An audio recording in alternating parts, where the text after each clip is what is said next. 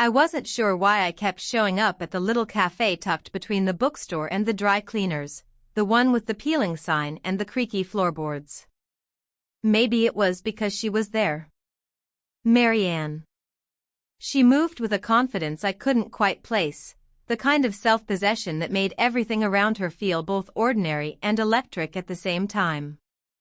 She was flipping through a stack of invoices behind the counter, her glasses slipping halfway down her nose, and I found myself staring, not for long, not overtly, but just enough to catch the curve of her smile when she finally noticed me.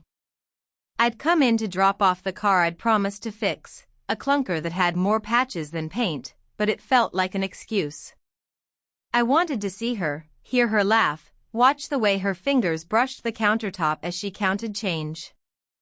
She never looked at me the way someone notices you casually. No, she studied me the way you study a painting you've never seen before but suddenly feel you should know everything about. And then there was her cousin, Lila. She was younger than Marianne but older than me, I think, maybe late 20s, and had this habit of leaning in when you least expected it, like she had the right to claim the space you didn't even know you were guarding. The first time she slid into the chair across from me, I nearly spilled the coffee I'd just ordered. "Sit," she said. Her voice was low, teasing, but there was something in it, something just a little sharp. "If she doesn't want you." "I do." I froze. Not because I felt threatened, exactly, but because the words landed in a way that made the room feel smaller. Lila's gaze was steady, almost amused, but not cruel. And Marianne, behind the counter, glanced up just then, caught the flicker of my expression, and looked away, pretending to be busy with receipts. That tiny, fleeting glance, that microsecond of acknowledgement, was enough to make my chest tighten, like the first time you notice someone and you're not allowed to look too long. We didn't talk much after that. Lila smirked and sipped her own coffee, leaving the weight of her words hanging between us. I watched Marianne from the corner of my eye, noticed how she tucked a stray strand of hair behind her ear, the faint crease in her forehead when she calculated numbers, the quiet patience in her movements that suggested she'd learned to handle whatever life had thrown at her. She had this subtle magnetism, it wasn't loud or flashy, just present. And that presence made the air thick in a way I couldn't explain. At some point, I realized I was still gripping my cup, still staring at her from across the cafe, and for a moment, she looked up. Our eyes met, really met, and I could swear there was something in her gaze that recognized me, or maybe just the curiosity that I felt clawing at my chest. Marianne didn't smile, not fully. Not yet. But that small acknowledgement, that tiny crack in her composed exterior, made my stomach flip in ways I didn't know how to name. I left soon after, the bell on the door ringing behind me like a tiny punctuation mark, but Lila's words and Marianne's glance followed me all the way to my car. I tried to focus on the engine, tried to start the repairs I'd been thinking about all week, but my hands kept lingering on the wrench, my mind stuck on the way Marianne's eyes had found me in that brief, impossible moment. And somehow, even after I walked away, I knew I would be back, because some sparks don't need permission to catch fire, and some glances, well, some glances refuse to leave your thoughts, no matter how hard you try. I found myself at the cafe again, though I'd told myself I wouldn't. The hum of the espresso machine felt louder than usual, the smell of burnt sugar clinging to the air, and Marianne was behind the counter, her sleeves rolled up, a faint crease between her brows. She looked tired, more than the long day should account for, but there was a quiet strength in the way she moved. "I think the grinder's jammed," she muttered without looking up, her voice clipped but not unkind. I stepped closer, pretending to inspect it, though I wasn't really sure what I was doing. "Maybe I can help," I said, trying to keep my tone casual, though my heart was hammering against my ribs. She paused, fingers lingering on the lever, before finally nodding. "If you don't break it, be my guest." As I worked, I noticed everything. The way her hands flexed over the machine, calloused at the edges but careful, deliberate. The faint tremor in her wrist when she poured the beans into the hopper. The sigh she released when the grinder finally gave way with a soft click, as if relief and exhaustion collided at once. "You work too hard," I said, trying not to let my voice betray the way I felt, though I knew she'd probably brush it off. She looked up, eyes flickering with something I couldn't place, annoyance? Fatigue? Amusement, and shook her head. "Someone has to keep this place running. You think it's easy?" Her words were sharp, but her laugh afterward, a brief, quiet exhale that seemed to come from deep inside, caught me off guard. I found myself staring at the curve of her lips, at the way her shoulders eased just slightly, a small crack in her guarded armor. For a long moment, we worked in silence. I moved around her, careful not to crowd, just close enough to notice the subtle things, the faint scent of her perfume, something floral but not overpowering, the slight redness at the tip of her ears, like she'd been laughing too hard at something I hadn't even heard, the way her hair fell across her cheek when she leaned down to wipe a spill. Then, without warning, she stiffened. Her hands trembled, not with the grinder this time, but something else.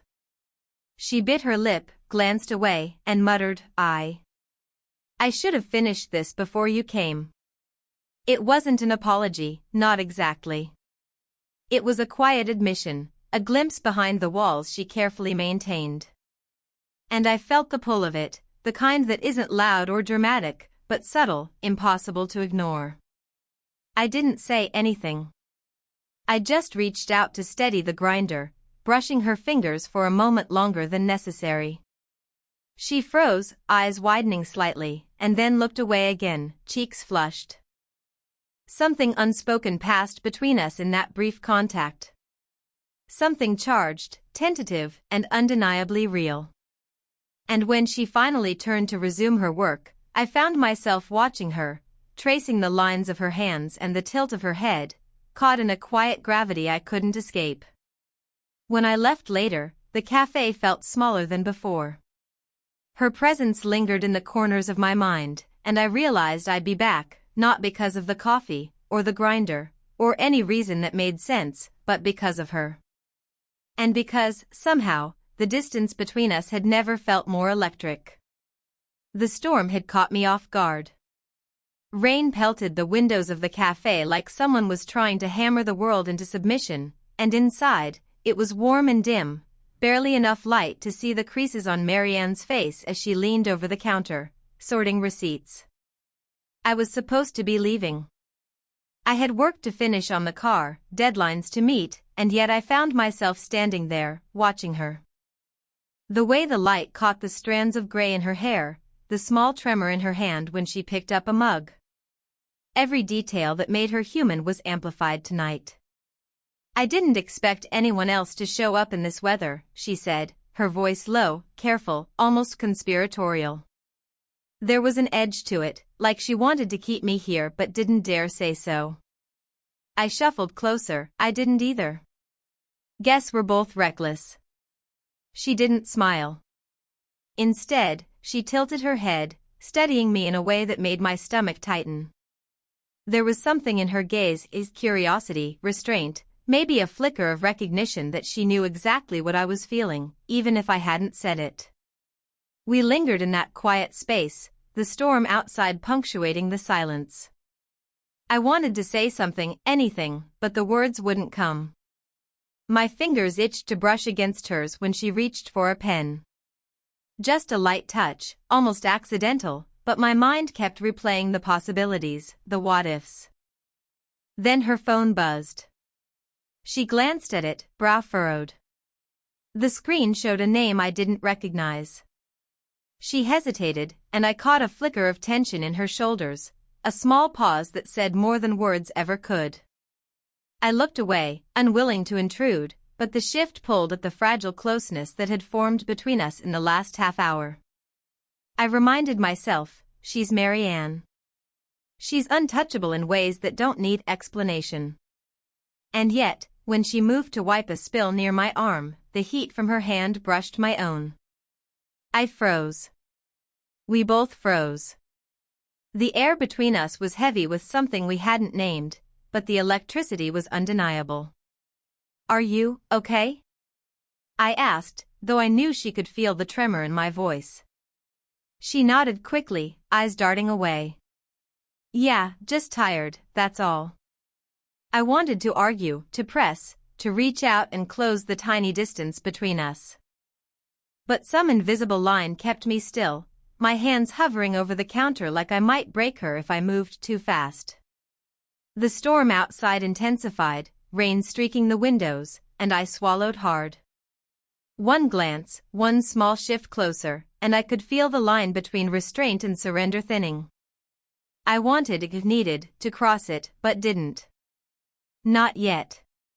She adjusted her glasses, sighed, and turned back to the receipts. I lingered a second longer, hand almost brushing hers, heart hammering. Then, quietly, I stepped back, leaving the moment suspended in the humid, storm-scented air. And yet, as I pulled my jacket tighter, I couldn't stop thinking about how close we had been, how close I had come, and how painfully, impossibly magnetic her presence was.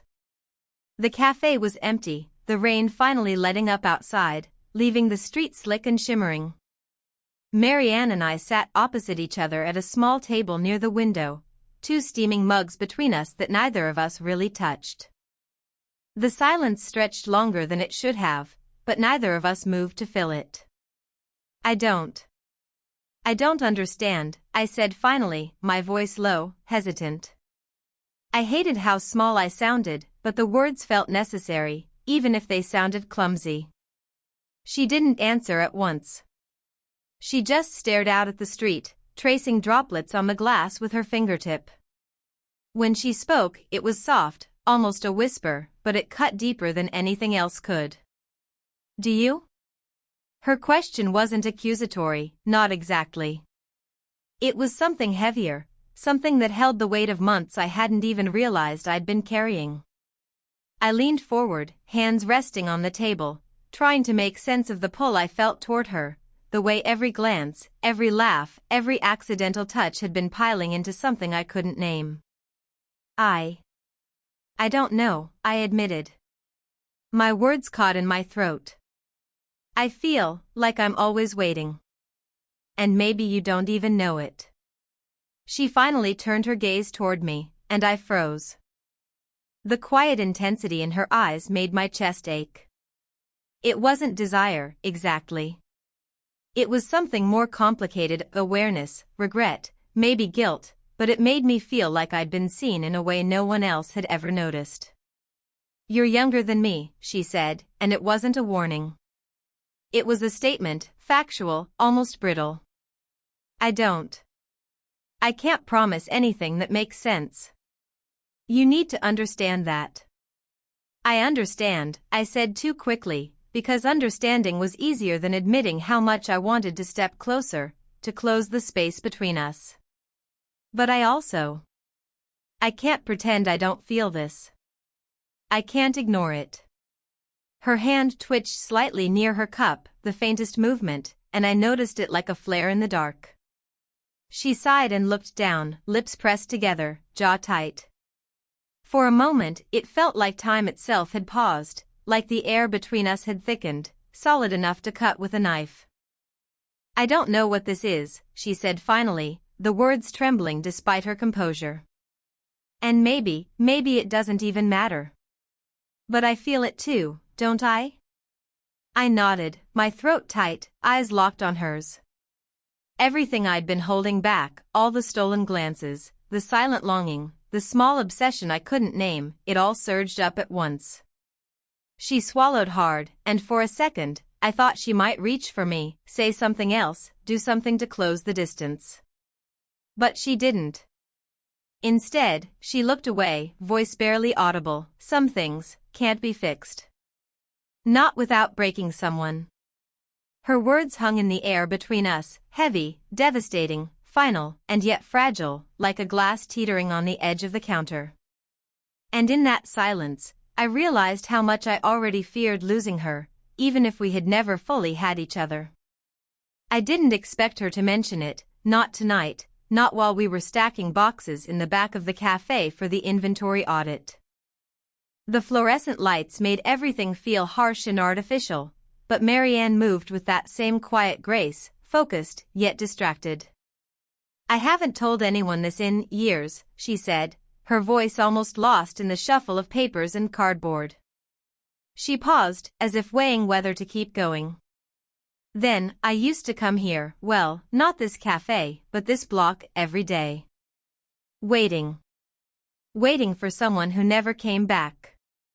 I froze, hands stilling mid-stack. There was no dramatic gesture, no tearful confession, just a quiet ache in her voice, a tremor that even her careful composure couldn't hide. You mean someone you loved?" I asked softly, though the words felt clumsy, inadequate. She laughed, but it was bitter, a sound that scraped at my chest. "Loved. Yes. Lost. Both."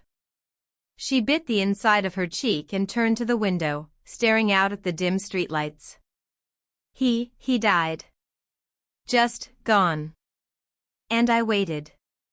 And waited. And life went on, I guess. But not really for me. I wanted to say something comforting, something that didn't feel hollow, but nothing came. Instead, I remembered the photo I had seen on her cousin Lila's phone months ago, the one of Marianne and a man in their 20s, arms thrown around each other, smiling at something far away. I hadn't asked about it then, but now the pieces fit, sharp and raw. I didn't know," I whispered, though it sounded louder than I wanted. She glanced at me, a flicker of vulnerability breaking through her usual composure. "Most people don't. They don't look past the surface. They think I'm untouchable or detached. But I wasn't ready. Not then. And maybe not now." I swallowed, my chest tight. I wanted to reach out, to brush a stray hair from her face, but I stayed still. Instead, I let my words trail into the quiet. "It's okay to not be ready. You don't have to be." Her eyes softened for a fraction of a second, the kind of gaze that could unravel months of restraint. She shook her head, lips pressing together. "It's more than that. It's that. I'm afraid. Afraid to feel again, afraid to make the same mistake. Afraid to let someone see me the way I was seen once, and lose it." We worked in silence after that, hands occasionally brushing as we carried boxes to the storage room. Each contact was electric, tentative, and loaded with everything neither of us dared say aloud. Then, almost accidentally, she paused, turned to me, and said softly, "You remind me of him." I froze. Not in anger, not in jealousy, but in the way your heart skips a beat when the ground beneath you subtly shifts. It wasn't a confession. It wasn't a promise. It was seismic. And as I nodded, unsure how to respond, I realized that the way I looked at her had changed, irrevocably. The distance, the restraint, the slow-burning caution, all of it was suddenly charged with something unspoken, something that neither of us could deny. And for a brief moment, I wanted to let it all collapse, to feel the pull and the fear and the fragile hope together, but I didn't. I just stood there, heart hammering, as the soft weight of her words settled between us. The cafe was quiet that evening, the late autumn sun stretching long shadows across the floor. Marianne was perched on a stool behind the counter, sipping her coffee, eyes half closed, tired but present. I lingered nearby, leaning against the wall, pretending to organize papers but mostly watching her. "I shouldn't have asked you to stay so late," she said, voice low, almost like a confession. I shook my head, smiling faintly. I didn't mind. Honestly, I kind of like being here when it's just us. She glanced at me, eyebrows slightly raised, a flicker of something, curiosity, caution, maybe hope, in her gaze. We didn't need to fill the silence with more words. The space between us carried everything. We worked side by side for a while, stacking cups, wiping counters, moving slowly through the rhythm of a routine we both knew well. And yet, nothing about it was ordinary. Every glance lingered a beat too long, every brush of our hands against the same surface sent a subtle shock through my chest. I wasn't in love yet, not in a dramatic, shouted from the rooftop way. But I was tethered. Pulled in ways I couldn't, and didn't want to, deny. She sighed softly, leaning on the counter. I guess. I don't know why I let you in so easily. Or maybe I do. But I'm tired of pretending, of keeping things at arm's length. I swallowed, unsure how to respond. There was no grand declaration coming. No fireworks. Just the truth between us, fragile and real. You don't have to pretend, I said. Not with me. Not ever. Her fingers brushed mine as she reached for a napkin. The touch was fleeting, barely there, but it anchored everything, the tension, the longing, the months of careful restraint we'd both maintained. I didn't pull away. She didn't either. It was enough. We worked quietly after that, moving in tandem, sharing the space without speaking, without forcing words where none were needed. Somewhere between the empty mugs and the fading sunlight, everything shifted, not suddenly, not dramatically, but in a slow, inevitable way. The distance between us shrank, not because it was forced, but because it felt earned. Finally, she rested her forehead against my shoulder, almost imperceptibly. My hand found hers, fingers intertwining without ceremony. No promises were made. No labels were applied. Just a quiet acknowledgement that what had been building between us wasn't fleeting. We sat like that for a long time, neither speaking, both breathing in the presence of the other. The world outside could wait. Bills, deadlines, obligations, they all felt distant, irrelevant.